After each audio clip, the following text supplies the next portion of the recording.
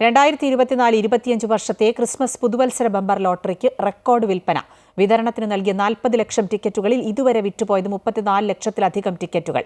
കഴിഞ്ഞ വർഷത്തെ അപേക്ഷിച്ച് 11 ലക്ഷത്തോളം ടിക്കറ്റുകൾ ഇതുവരെ അധികമായി വിൽപ്പന നടത്തി. ഇത്തവണത്തെ ക്രിസ്മസ് പുതുവത്സര ബമ്പർ ടിക്കറ്റ് നറുക്കെടുപ്പിൽ ഭാഗ്യശാലിക്ക് ലഭിക്കുക 20 കോടി രൂപയാണ്. രണ്ടാം സ്ഥാനത്തെത്തുന്ന 20 പേർക്ക് 1 കോടി രൂപ വീതവും ലഭിക്കും. 100 കോടിയിലധികം രൂപയുടെ സമ്മാനങ്ങളുമായാണ് ബമ്പർ ടിക്കറ്റ് നറുക്കെടുപ്പ് നടക്കുക. 400 രൂപയാണ് ടിക്കറ്റിന്റെ വില. സമ്മാനത്തുക വർദ്ധിപ്പിച്ചത് വിൽപ്പന വർദ്ധിക്കാൻ സഹായകമായി എന്ന് ലോട്ടറി വിൽപ്പനക്കാർ പറയുന്നു. പ്രൈസ് മണി കൂട്ടിയതിനു ശേഷം സെയിൽ നന്നായിട്ട് നടക്കുന്നുണ്ട്. ഫെബ്രുവരി 5-നാണ് ലോട്ടറി നറുക്കെടുക്കുക. ഫെബ്രുവരിയിൽ വിൽപ്പനയിൽ വൻ കുതിപ്പുണ്ടാകുമെന്നും ഇവർ പറയുന്നു.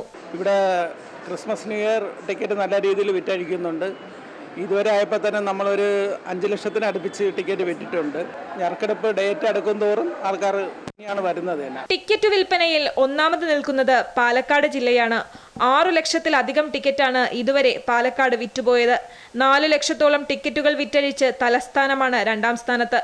40 ലക്ഷത്തോളം ടിക്കറ്റുകളാണ് കേരള സർക്കാർ വിതരണത്തിനായി നൽകിയിട്ടുള്ളത്. അമൃത ന്യൂസ്, തിരുവനന്തപുരം.